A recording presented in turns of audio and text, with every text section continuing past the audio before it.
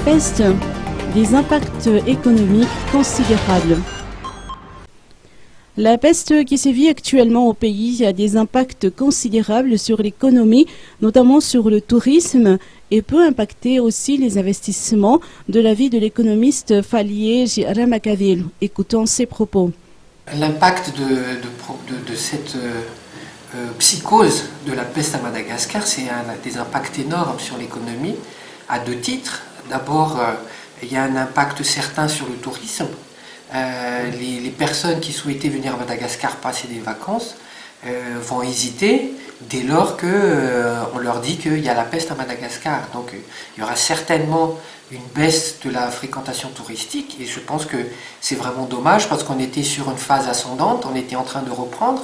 On sait que Madagascar est une destination appréciée par beaucoup de monde.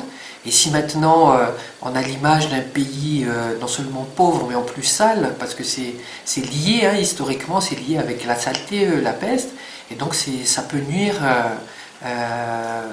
dangereusement, voire même durablement à la réputation de notre pays. Et donc je pense qu'il faut vraiment prendre des mesures, non seulement en termes de communication, mais des mesures concrètes pour éradiquer la peste le plus rapidement possible. Deuxième conséquence majeure, c'est les investissements étrangers. S'il y a des investisseurs étrangers qui souhaitaient investir à Madagascar, je pense qu'ils vont réfléchir à deux fois parce qu'ils ne vont pas venir travailler dans un pays où ils risquent de mourir par contagion d'une maladie, on peut dire, moyenâgeuse, puisque c'est depuis le Moyen-Âge normalement qu'on a éradiqué dans un état normal la peste. Un État qui a une politique de santé publique normale ne devrait pas avoir à lutter contre la peste au XXIe siècle.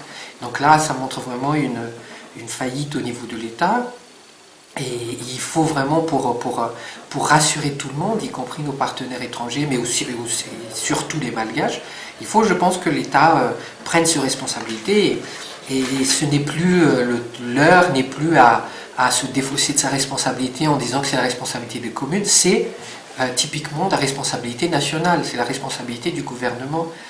C'est exactement comme si un pays étranger allait nous attaquer et le gouvernement va dire chaque commune devrait se débrouiller pour défendre sa population. C'est pas normal.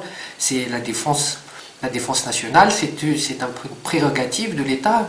Et là, ici, par rapport à la peste, c'est une question de défense nationale, parce que si on n'arrive pas à stopper ce fléau, c'est toute la population malgache qui risque d'être menacée par le fléau de la peste. Donc c'est typiquement un problème de défense nationale. Il a insisté sur la nécessité de se mobiliser et d'effectuer des travaux d'assainissement auprès de chaque Fuktanj pour lutter contre la propagation de la peste.